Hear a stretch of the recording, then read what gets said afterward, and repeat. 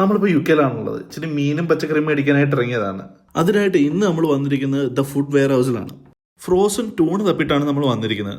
ഇതാണ് സാധനം. 3 10 പൗണ്ട്. നാട്ടിലെ അറൗണ്ട് 1100 രൂപയാണ്. ഒരെണ്ണമായിട്ട് എടുക്കണമെങ്കിൽ ഇതിന് 5 പൗണ്ടും 3 എടുക്കുമ്പോൾ 10 പൗണ്ടേ ആവുന്നുള്ളൂ.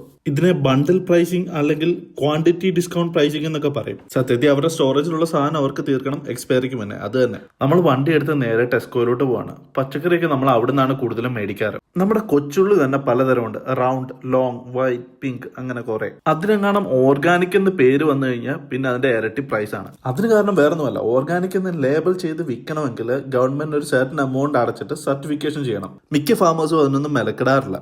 നിൽക്കുന്നത് നമ്മുടെ സ്വന്തം ബാസിൽ.